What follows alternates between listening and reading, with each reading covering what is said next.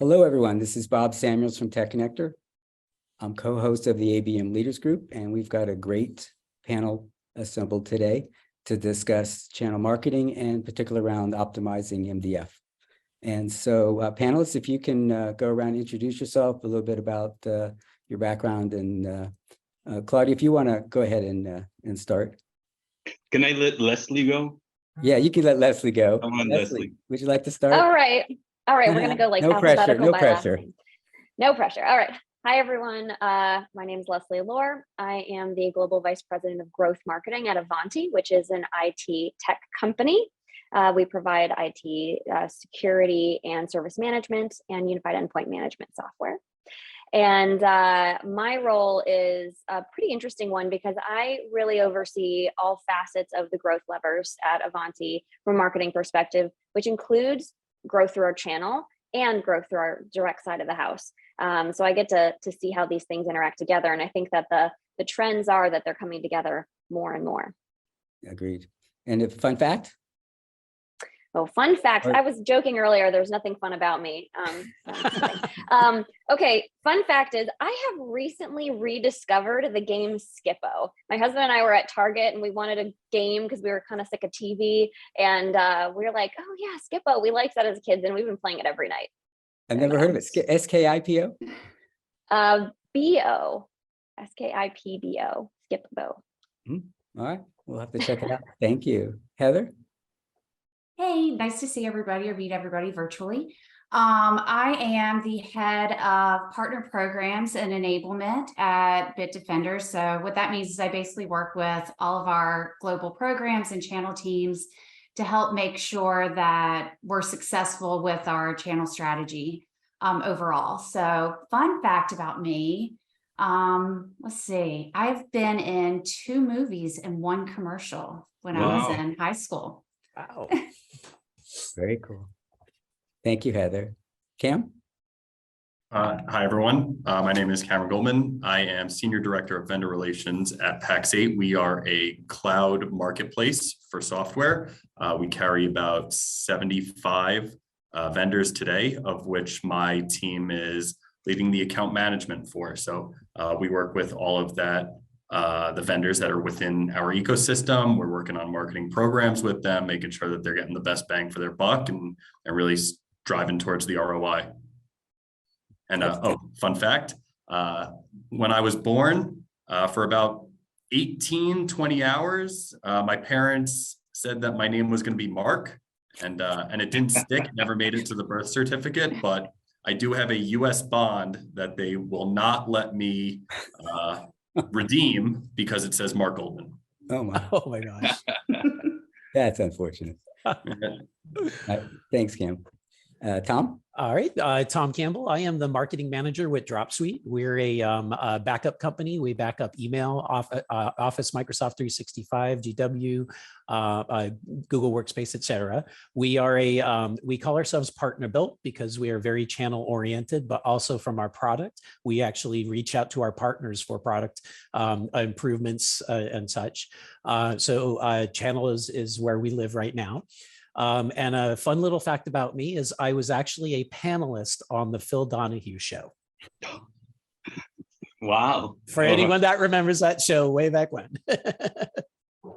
All right. Thank you. We'll be Googling that later. Claudio?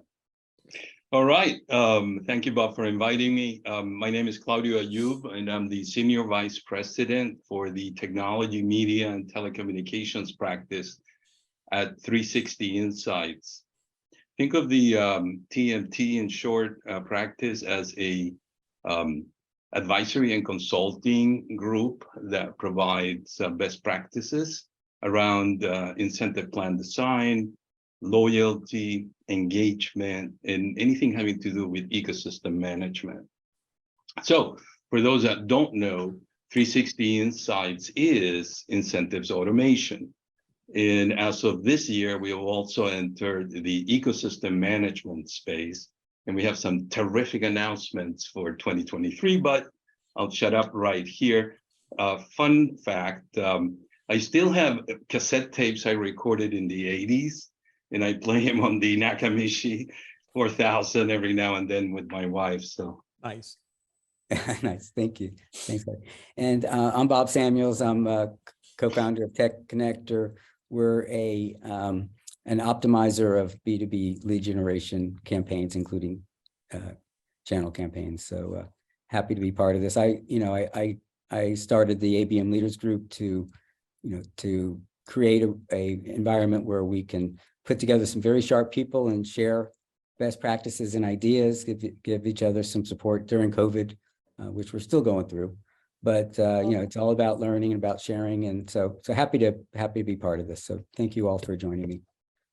Let's kick it off, and let's talk about partner engagement. So Claudio, I saw you on your sign. You talk about engagement and exciting and so forth. So you're obviously very close to that. So how do as a group, how do you excite, engage your channel partners' participation in things? So I have a very different perspective, right? I have a perspective from a vendor that provides incentive automation solutions.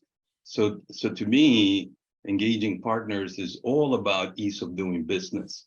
And when you talk about MDF is a very complex business management process that once automated may become easy to do business with. But to me, engaging partners is about that, making it easy, making it visual. It's right in front of them. They don't have to read. Partners don't read. I think you all know that. But so you have to provide an experience that is very easy to engage with. And remember one thing which is from a incentives automation perspective, right? I look at hundreds of programs, of MDF programs, right? Both co-op, which are different from MDF, right? And so again, big challenge is making it easy.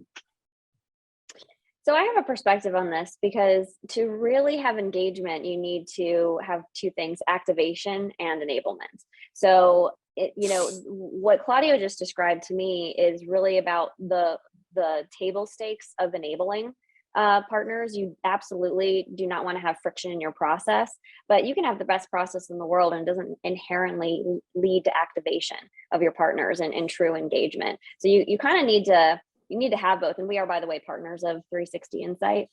We're customers, and so I can attest to say that good technology is just critical to laying that foundation. And then you really need to be thinking strategically about, okay, how do you pull levers that prove value to your partners so that they want to engage with you and drive revenue together?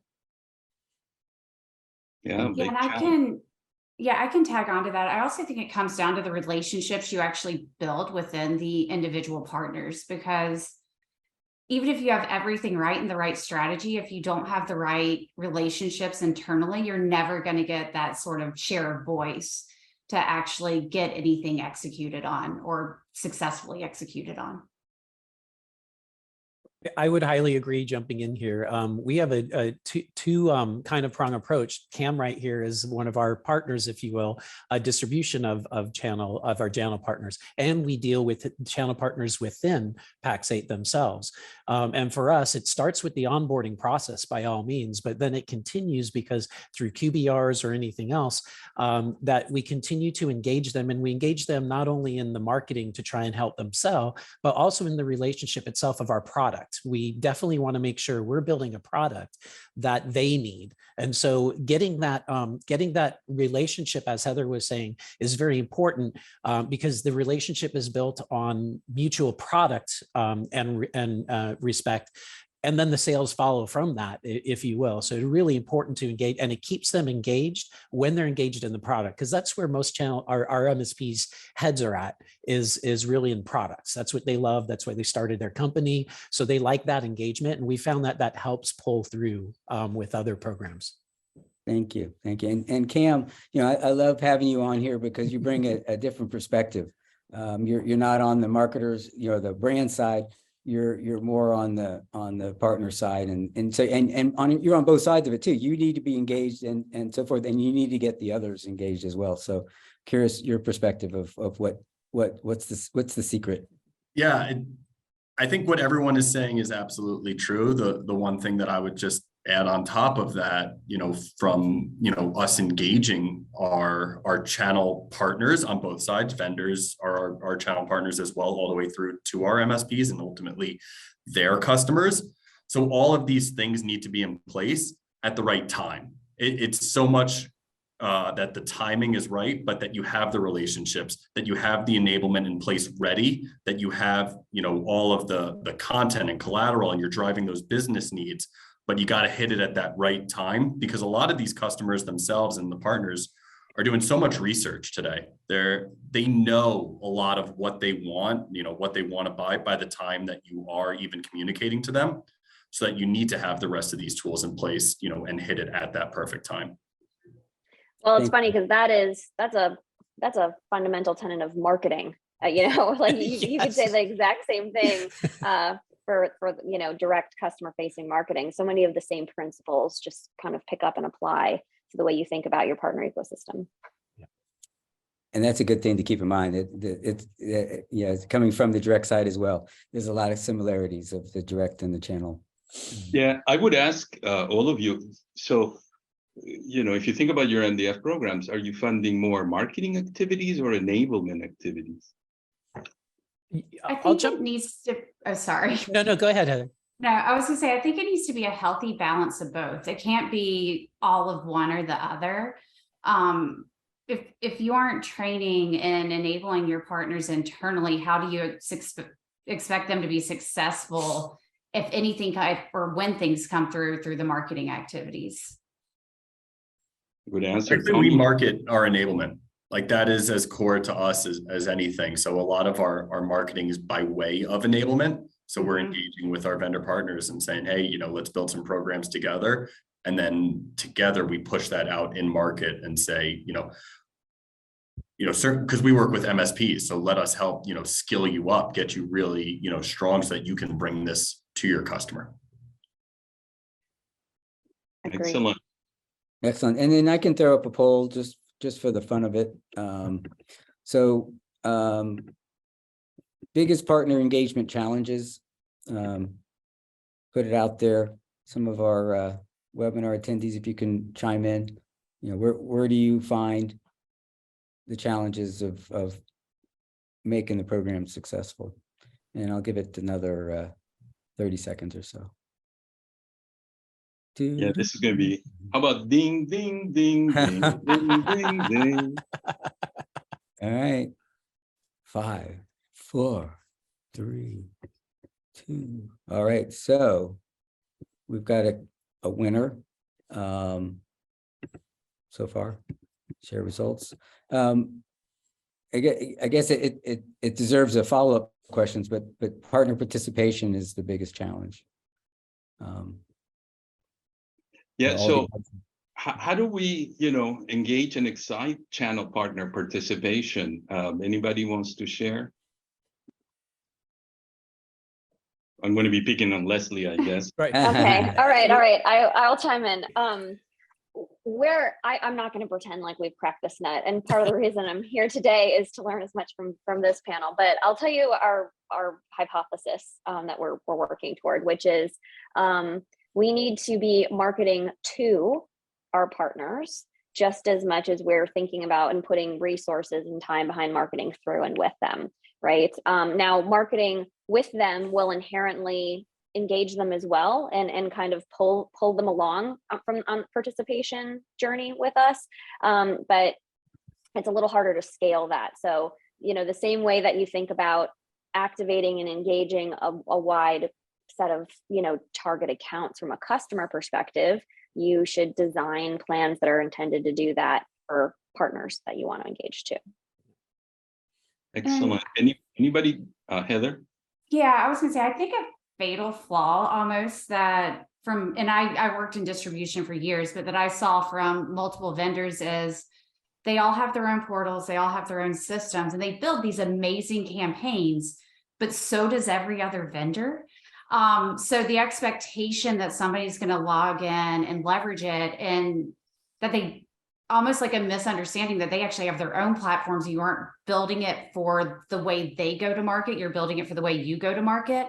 I think that really decreases the participation, where if you pick, and you can't do this with everybody, but let's say you pick 20 or 50 or even 100 strategic partners to build comprehensive plans with, and you customize those for those individual partners, I think you're going to be more successful. Yes, absolutely. Absolutely. Good point.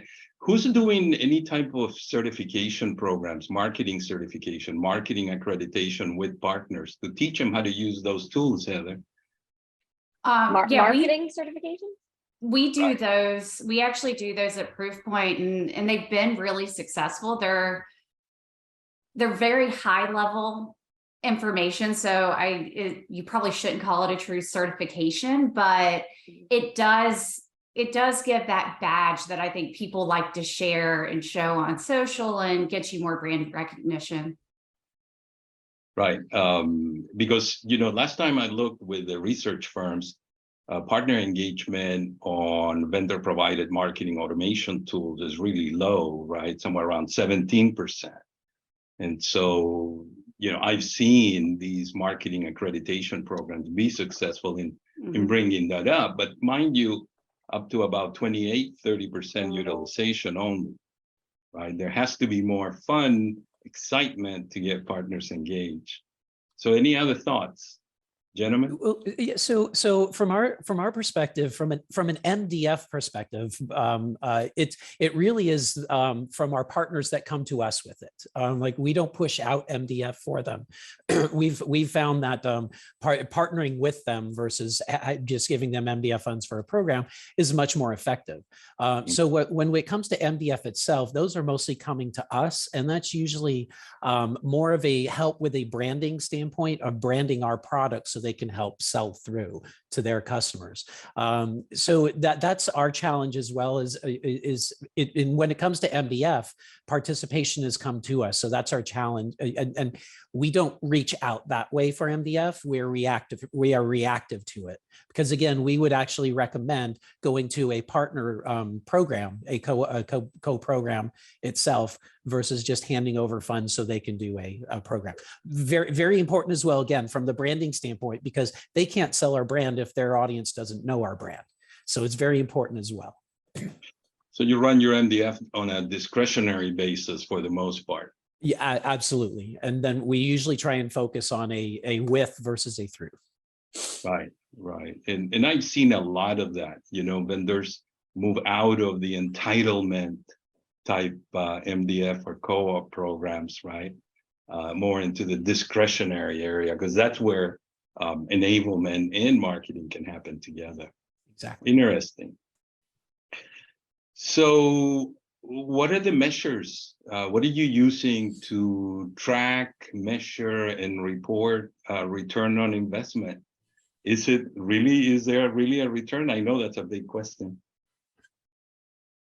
I'll jump in on this one because I had a conversation with Bob about this the other day. And it's a very difficult one, because when you get an MDF request, they want to look at impressions and that type of, and maybe click through. So you get those general type of folks, and we want to say, okay, where are the leads and how they lead down to us, as in, if it's our co-marketing funds we're giving you, our MDF funds, how does it lead to Dropsuite very specifically?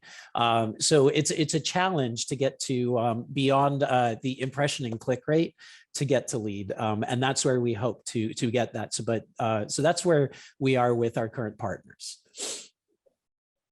So the impressions and clicks is more of a sign of trying, and the leads is more of the results. Yeah, and that's why we look at it from a brand standpoint, because if they're going to give us impressions, that's great. We all love brand impressions so they can help sell, but it gets more difficult when we get them down to the actual lead to, and Claudio, to your point of ROI, to sell through to revenue. That's really where it goes. So we have a pretty firm line in the sand for MDF that gets allocated as demand gen. So there's MDF for things like enablement and infrastructure, and there's MDF for demand gen. And if it's granted against a demand gen program, then the leads have to be submitted through the portal. and those leads flow through into our system, but they get put into a hold. So we assume that they're going to continue to work them and have them. And what after the hold period is 2 months, and in that 2 months, if they submit a deal reg where the lead that they submitted to us is attached to that deal reg, then we close the loop on that. And then if 60 days goes by and there is no deal reg associated with this lead, then the lead then becomes part of our lead ecosystem that we will pull into our marketing and our campaigns. Now, Leslie, one quick question. What is your sales cycle length? So on average, we usually can from hand, but our definition of a lead, by the way, is a hand raiser. So we see conversion of our hand raisers to deals within 1 month. So 2 is pretty generous. But then once something's in it, once a deal's been registered, our sales cycle is anywhere from 9 to 12 months. Okay. Yeah, but that makes sense. So that's an inquiry even before becoming an MQL. So, right. I suppose I fit in this in a little bit of a unique situation since we have an inherent base of very active partners within Pax8 today. So all the MDF that we drive is very middle to even bottom funnel. So we very quickly are able to turn around and look within Salesforce campaigns and Power BI the activity that happens. So new logos get attained very, very quickly within our marketing activities. Growth within active logos occurs very, very quickly within our marketing activities. And I think that's just, again, the benefit of engaging with a channel ecosystem is, you can use that MDF in a manner that drives, top of funnel for your own, hand raisers and kind of drive your own brand awareness. But as you move down and want to engage on middle or bottom funnel activities, there are partners out there, that can very much set you up, for those opportunities, and take something that's already been teed up as a solution and then find that right solution and that right brand to close the deal. So we actually have a very short sales cycle. Cam, so you're funding it with contra revenue, right? As opposed to marketing? So we're driving the MDF. So we're funding it, ourselves and then, claiming back that marketing funds through our vendor partners. Yeah. So it sounds like, Leslie, you're able to measure based on whether it's a sales accepted lead. Is that 2-month period? Well, not exactly. Those aren't. It actually needs to be a deal reg, which we consider to be a sales qualified opportunity. So to be clear, so they submit the leads. If that person ends up on a sales qualified opportunity in our Salesforce, then that's our ROI to pipe generation. Yeah. And then obviously when the deal closes, that's our ROI to booking. Okay. Excellent. That's difficult to do, Leslie. It's not easy. Yeah. Can we chat after? And Leslie, you said you have a new system coming out is it to measure that? Is that part of it? Yeah, we did. So our new partner portal did launch in October. And that is going to make that's going to basically automate that process. So that portal is actually a 360 Insights platform, and it's integrated directly with our Salesforce. Our whole ecosystem of marketing technology is all connected across both our partner tech stack and our direct tech stack. So the mechanisms I just described to you for the partner side is the exact same thing we do for our direct campaigns. Excellent. And the MDF platform, so do they have the ability, in the claiming process, when the partner goes in to claim MDF, they have the ability to actually upload the lead list. Say they did an event, they generated 15, 20 people, right? As leads, they can upload them right into the systems. And that can go into Salesforce campaigns or any other tool that you use to track that. Mm-hmm. Yep. All right. And so any ideas on how to structure requirements, MDF program requirements, to ensure funds are used strategically? I've seen a number of things, but I'm very curious. One thing I like to do is almost structure it like you would put together a creative brief, if any of you have ever done that. So, you should have concrete questions that ensure that they're identifying what's the audience, what's the message, why should they care about what you're proposing doing, and then what are the metrics that you're planning on measuring to measure success. I think if you don't ask those sort of core questions when those submissions are coming through and you aren't looking at those really in depth, you're probably at risk at having a lot of unsuccessful, just one-off activities that are running versus strategic campaigns that you're actually funding. Wow, brilliant. Very well said. Anybody else comments? Well, I'm glad she said that actually, Yeah. because we've been intending to roll that out as well. So we've taken a version of the campaign brief that we require of our teams internally and are creating a version for partners. And I'm curious to see how they react to it. We've been doing the same thing, Leslie. So I starting that as well, like having one set for ourselves of what's required from any MDF, because it is our money. So we want to make sure it's the same for everyone in terms of what we're looking at and what our expectations are afterwards, because they come with a very different various different things, like only impressions or clicks or things like that as well. So having your own process or having your own campaign brief, if you will. Probably most of us come from the agency world and like that, where we have briefs. So yeah, so we've been employing those here to make sure that the information that we are getting helps lead to the ROI. You know, I've seen some vendors actually take sales playbooks, kind of like Heather was describing, right? And use those because those describe, right, the buyer's journey, if you will, right? They're going to be aligned to that buyer's journey. And in MDF, if you want to measure results, right, it's not going to happen with one effort or two efforts or three. Right. It's a sequence of activities and behaviors that lead to that outcome. Right. And so sometimes a sales playbook, it's a good place to go to because it has all those elements that Heather just described. So you bring up a very interesting point there, Claudio, which is the number of touch points needed even to get, I think on our last one, we discussed this, and I think it was an outrageous, like, I can't remember what the gentleman said, but it was like 20 touch points or something like that he did a study on. But whether it's 20 or we know it's more than 3, which it used to be, but right. It's very interesting when you enter an MDF program, that's only one touch point. So how else do we get touch points around? If it's going to be an MDF program that leads to, again, to lead gen, that you need to have a minimum number of touch points as well. Yeah, for sure. I've seen at a minimum 8, all the way from, demand generation into lead management and opportunity management. At a minimum, I'm seeing about 8 touch points. I mean, that's when things go perfect, right?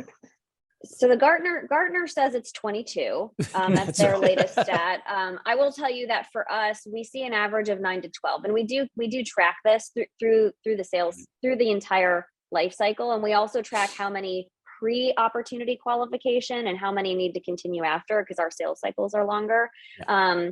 And the reality is that we don't expect that of the campaigns we're doing with partners from an MDF perspective, which actually is why we kind of expect that the programs that we fund have been designed for a particular objective, not designed for the entire life cycle, because it's not realistic. Because people's buying cycle is not as linear as we'd like to think it is, and we don't have an absolute continuous feedback loop of behavioral insights between ourselves and our partner community. So we have to assume that there's things that are happening that we don't know about on their side, stuff happening on our side. So when we craft a plan with a partner, we want to basically get down to, okay, for this particular program, for this investment, what is it going, which part of the process does it really serve? And that's based upon who it's reaching, the nature of the tactics within the campaign, et cetera. So I think we need to just be careful that we don't all of a sudden expect that that these funds are going to automatically fund an entire marketing life cycle. Right. I agree.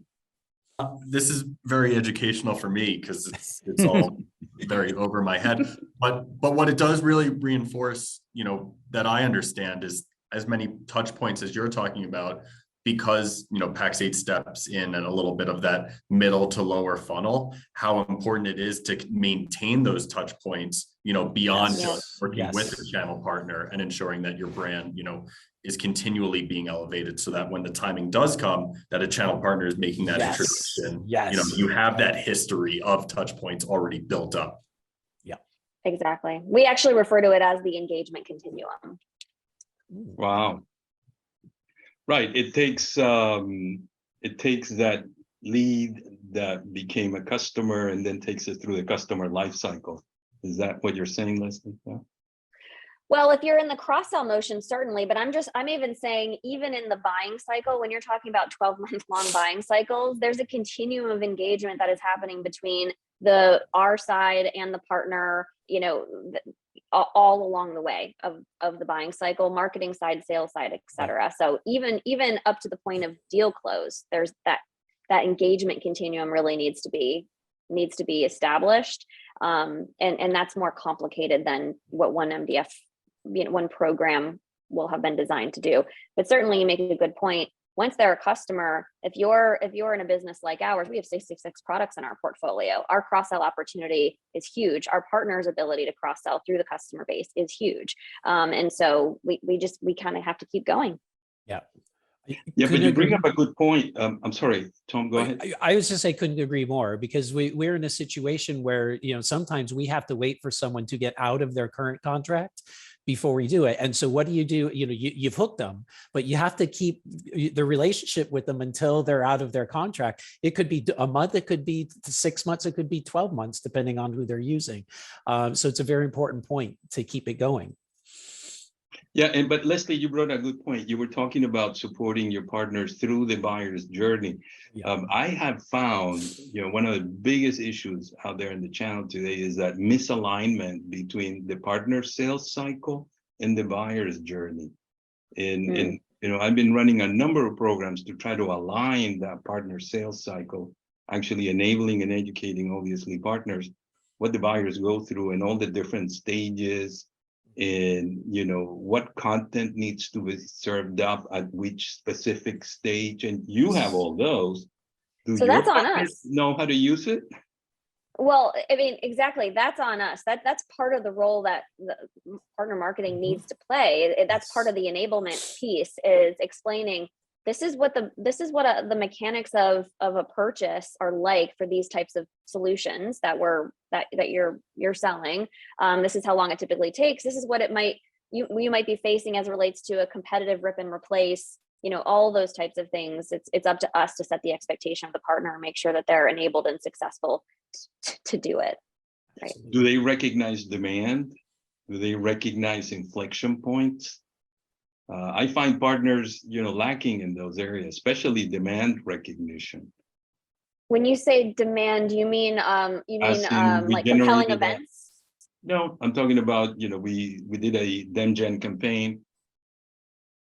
Leads came back. I don't know what they're interested in. I can't recognize it because you don't go so tight, you go very broad with the offering, right? So, I see. So we would the campaigns that we would run with them, the programs that we would fund would be aimed at achieving something very specific, not aimed at, the Avanti as a brand. It would be about targeting a particular business value and a use case that is addressed by a solution, which might be a suite of products. Yeah, so it should be clear if they're using the campaigns correctly, it should be very clear that those who are engaging with it are interested in this particular thing, and that's the sales play that you would execute. Yep, so highly targeted, right? Highly targeted. Not only highly targeted in messaging and use cases, but also highly targeted in accounts. So, we will recommend, we do propensity analysis, and we will recommend these are the companies that we believe have a high propensity to buy this solution. Excellent, thank you. Heather, you were nodding your head. Any thoughts? No, I completely agree with what Leslie just said. I always tell partners, it's one of my, I don't know if I stole it or if I came up with it, but I always tell people, when you speak to everyone, you reach no one. And I think that's a huge problem in a lot of marketing, is they try to put so much in that it's not relevant to any one audience and you don't get results from it. Yeah, exactly. Very, very well said. I think you invented that. Oh, good. I'll keep it good. So we call it precision demand marketing, actually. And Nice. This is something that we haven't rolled out to our partner community formally. We've been rolling it out internally, but I'm actually in the process of developing some kind of educational materials for our partner community about what precision demand marketing is and why it matters and how you do it. Wow, brilliant. Maybe we ought to do another session on that, Bob. Yes, exactly. Make a note of that. Stay tuned. All right, Cam, you've been very quiet. Any other questions from your end? I mean, your business is very unique, isn't it? Pax8 used to be a distributor, and I always said it isn't. It's an online market. Yeah, it is. We're a marketplace where, our marketing and actually the enablement that we bring to our partners being so heavily solution focused, I think we do see a high level of engagement. I think a lot of that has to come from value, to get that engagement. I think we also have like an acceptance that, hey, you're just going to see 50% show rates, and make peace with that. That's just the name of the game. But yeah, for us, it's being very agnostic. We have the benefit of that ability to bring things to partners. And I think it's important for our partners to kind of maintain, somewhat of that agnostic delivery to their customers, because you've heard about, displacement and Right. as soon as something, needs to be displaced, a partner still needs to be able to solve for the problems that they're solving for, still have a solution for it, but should not have to be brand dependent to be successful. So we kind of have the benefit of not having to be brand loyal. And I'm curious, Cam. So with your MDF being focused middle of funnel down, what's your sales cycle like? A long sales cycle for us is 3 to 4 months. Wow.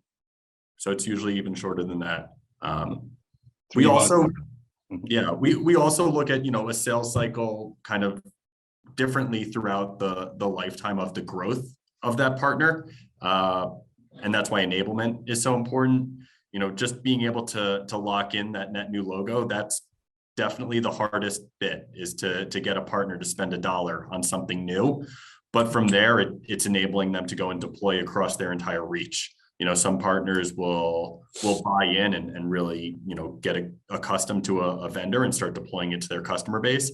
But you'll see about 100 or 200 seats get deployed when, there's still another 900 to go. So what is that sales cycle between, the 100, which is that, toughest piece to get through, but then there is a little bit of a tail there, maybe 6-7 months to really see the rest of that sale come to fruition. So you're formulating your incentives on consumption then? Our incentives are on consumption, yes. Right, because getting the breakthrough, getting the account, 100 seats is great, Yeah. but the 900 coming is where it's. Well, and we're also operating on somewhat thinner margins than an ISV would. That is true. That is absolutely true. What about you, Heather? Are your incentives MDF, for example, tied to consumption in any way, shape, or form? It depends on the side of the business you're looking at. So we do have some that are consumption based. Most of them are around deal regs and closed won. So those two playing together, and then weighing it very heavy on net new revenue. Right. So not necessarily net new customer, because we, again, have a very large portfolio. So really, almost like Cam has with his, with getting into that, like getting to all the accounts, ours is getting our entire portfolio incorporated into the practice that we really look at achieving. Wow, brilliant. Tom, any thoughts from your side? Well, so actually that is, Cam described a very big challenge for us. And that is once we get the first 50, 100 seats, how do we get the attachment rate up for the rest of those seats? So that really is an important part. And that's where we come into play, where MDF and something else come into play. We'll work with that partner in order to help them get the rest of the seats sold through to their customers.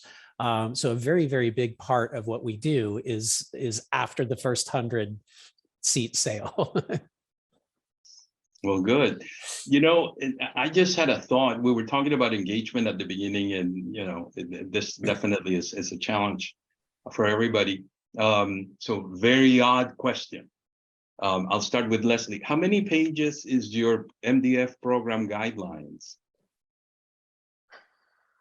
Too many. Too many. I don't even know the number of pages, but it's too many. It's not nearly as simplified as it ought to be. Heather, do you know? I am not sure the number of pages, honestly. Again, probably too many and probably too complicated, quite honestly.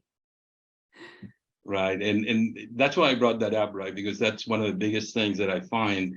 You know, I'm called in to, you know, evaluate client programs, and 20-page MDF requirements document with links and all, right? It's still very, very difficult to get across through to partners. What about you, Cam? I'm betting yours is a lot simpler. It is. We don't even really have one. You know, at least not for our MSP partners. You know, that's something that we work hand in hand with our vendors. We've got about a 25-page vendor program that we work with that just kind of details the programs that we run and enable and kind of open up as opportunities for MDF investment. But there's not something true that exists for our MSP partners. Yeah, you're very unique in that sense, because we all have to deal with the big complex program guidelines that goes through compliance, through finance, through legal, just to get it. Yeah, and we actually, so that is one of our value adds as well, is, you know, we have teams that kind of sift through those, you know, for our vendors. So for something like a Microsoft MDF guide, which is, I can't even tell you how many pages it is, but we carry collateral that distills that down to, you know, less than 10 pages. That really kind of highlights for our MSPs how to make the most of your Microsoft co-op and the funds that are available there. Wow, that's very interesting. Very interesting. And that's a big challenge. And Bob, where are you going to pop up another question around challenges, brand challenges? And let's see. So we got one about biggest brand. So the brand internal engagement question. Right. Let's talk about that. So we talked about engaging the partners, but how to, you know, what's the challenge around getting internal buy-in, like from your company itself? Yeah, getting budget. Getting budget. Cam uses everybody else's money, so you wouldn't. That's easy. Getting executive buy-in, yeah, that works. Compliance is always a big issue. And if you're doing it manually, administrative burden is definitely there. Some people have all of the above and just as well. So I'm really curious about this. Yeah, so we can keep talking, and then I'll fill you in on the result. So Heather, how are you running your MDF program? So it all is proposal based. So essentially they have to submit a plan, a strategy around it. We review each one before we approve it. I'm not a fan of the blanket sort of percent payback reinvestment model. I think it works in some cases, but I think overall your results in that model are not going to be as high, because you don't, not that you want to control the strategy, but you don't necessarily have the collaboration that you need to build something strategic together. Right, and you can focus the investment that way. Yes. You know, I see a lot of programs where the reimbursement rate varies by activity type. right? And that way, while being fair and equal to everybody, the vendor can focus the investment on those specific activities by giving a high reimbursement rate, say 100%, right? So really different. So we have a proposal-based approach as well, and the way it was designed, I think, is strategic, but the way it actually plays out isn't always as such. And I'm curious if others see this. So we have a planning process we call the business plan with partners, and part of that includes the marketing plan. And we review that plan. And, we'll say, yes, we approve it, or we'll approve this parts of it. And then we expect that as they move forward, they will, raise their request for funding as is appropriate per this plan. We rarely see all the partners that end up that we expect really complete the business planning process, really get through that. And then, a few months into the year, they start reaching out through their channel account managers and want to do specific individual tactics. So then the proposals start being very specific to an individual tactic. And then it just becomes us, whoever asks for money, we're negotiating with our internal CAMs, whether that's a good use of the money or not. Which, isn't as strategic as we want it to be, and doesn't necessarily ensure that the funding that we have ends up going to the most impactful places. Curious if others see this. I think that's universal. Okay. Yeah, what I see, top vendors running MDF programs do is they do have a planning process, right? And that outcome of the planning process, typically done in a half a year, then it's uploaded into the MDF tool, right?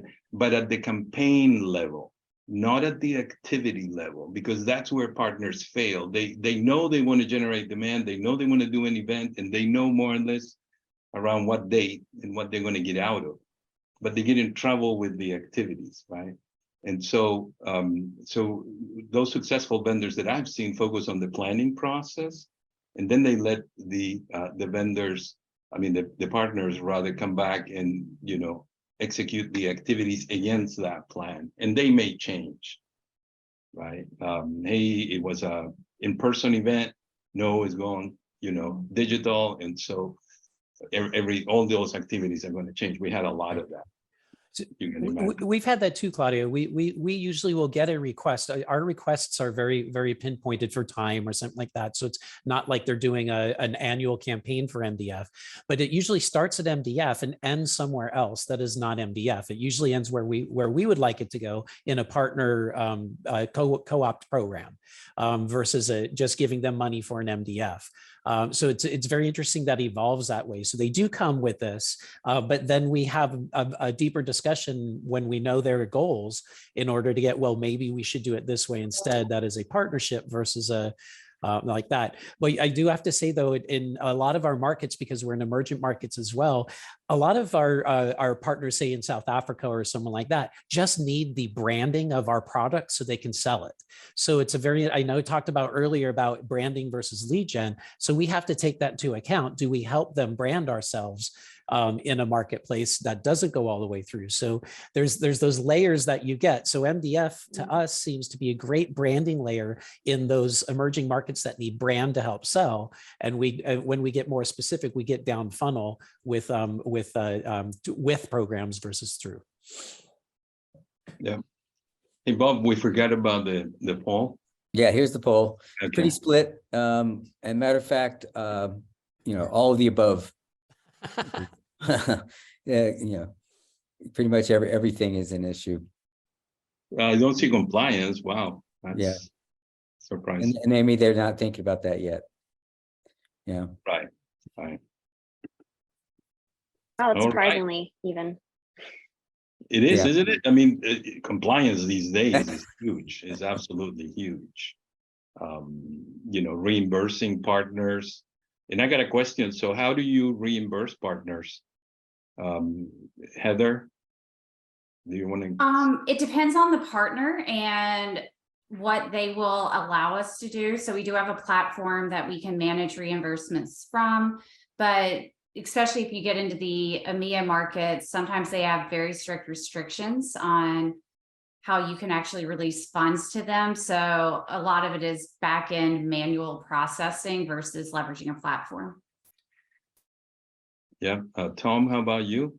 So we don't do a reimbursement program. We pay up front with our, we have the program agreed to at the start with the funding, and then just pay them the funding to go do the program itself. So it's not a reimbursement process. Okay. For us, it differs by the type of partner, but generally speaking, they invoice us.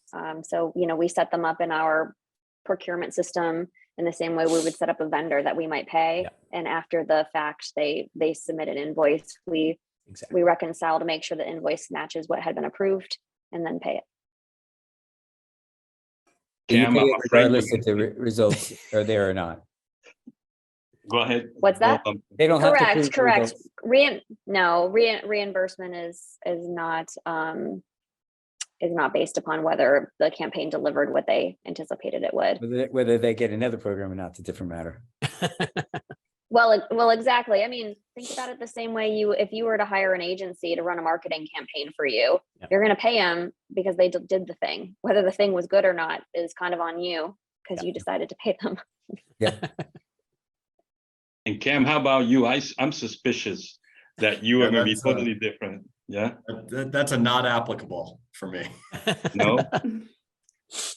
No, I mean, if there's anything, we'll, you know, because we carry a lot of recurring revenue by way of service credits would be the most, you know, easily facilitated, but it's not something that, you know, we do all that often to begin with.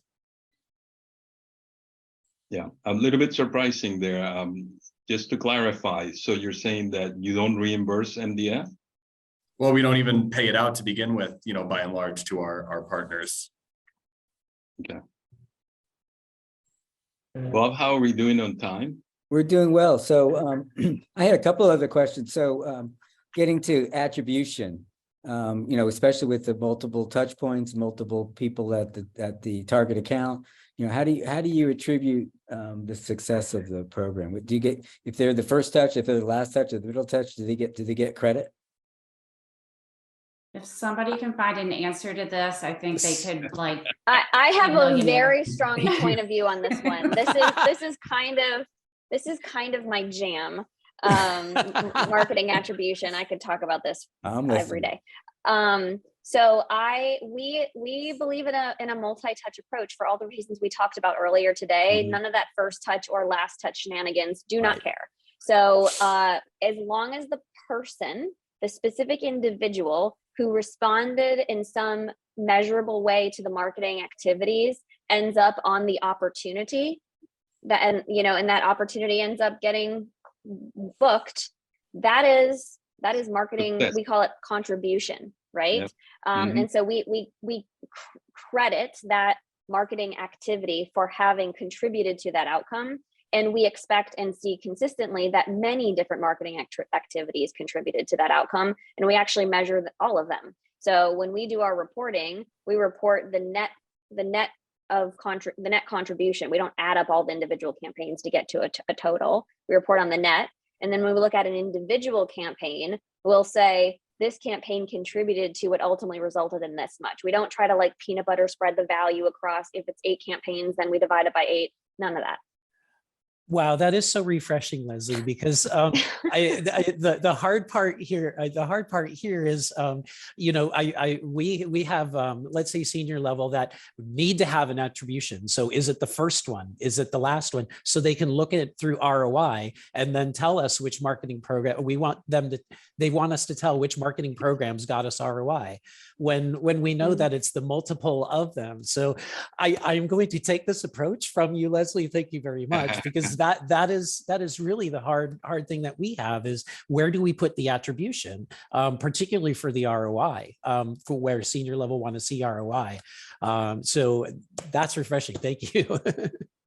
I feel free to ping me offline on this. When I joined Avanti 2 years ago, it was one of my first missions was to retrain our executive team to think differently about how we measure marketing. And believe it or not, everybody has loved it. People love that it's not about credit, giving credit to and who did this and that. What I tell them is the marketing things that are working and not working is inside baseball for us to figure out. What you need to know as a business is collectively, are the investments we're making returning at the level that we need them to? Right. Yes.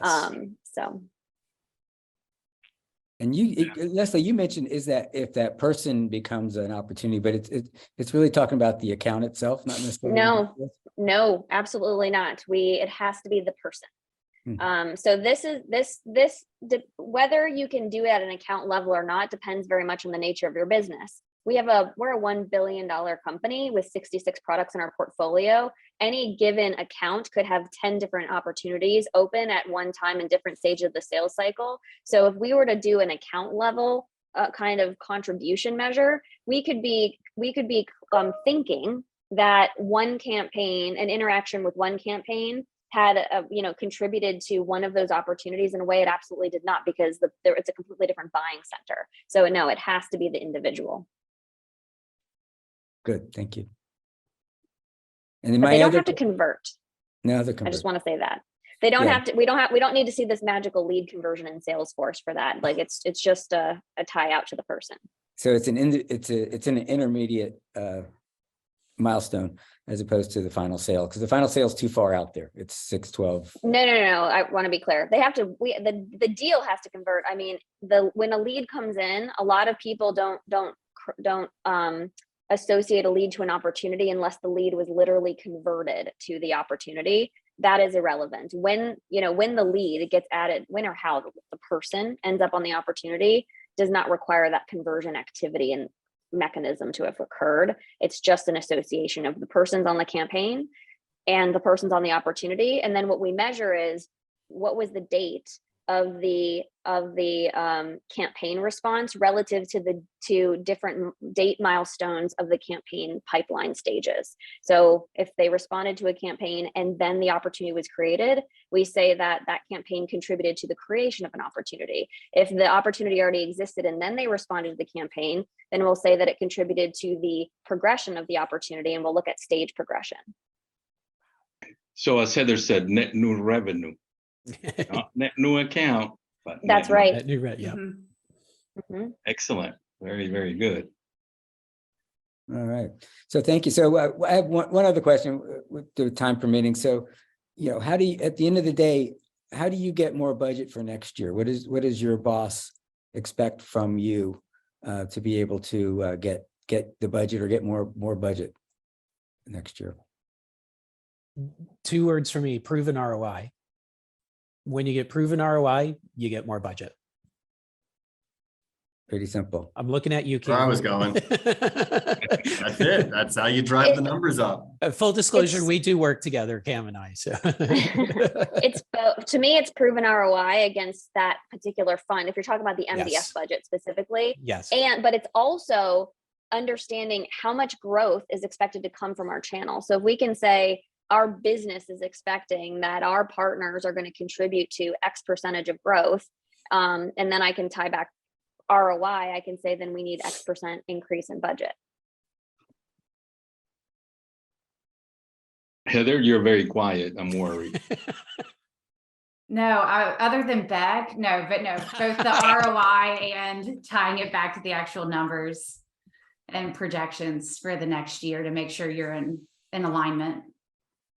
And again, the ROI is measured in terms of opportunity, not necessarily closed sales.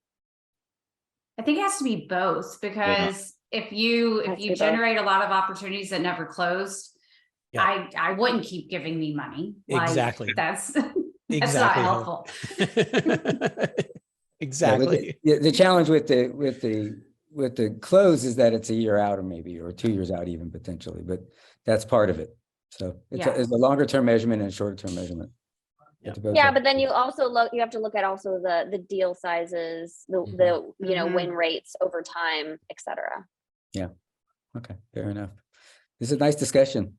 Any other thoughts, words of wisdom before we call it a day? I just want to throw something out there because I don't know if I have the unique experience. I've worked for the largest MDF company, Intel, for quite a while, actually.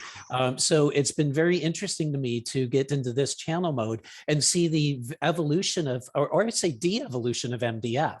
And so I'm curious, you know, I myself don't see a future in MDF because I see more partnership orientation than just give money to go do something. So just my 2 cents there is I see MDF slowly fading out in terms of our usage of it and overall in the marketplace. I don't know if anyone else sees that. I think it's more of an evolution of the definition versus MDF point. going away. Good point. Yeah, Heather. I agree with Heather on that. I think it's a little of both myself. All right. Well, Excellent. thank you, everyone. It's been really an interesting discussion today. And we have a good topic for next Thank time, so we can stay tuned for that. Great.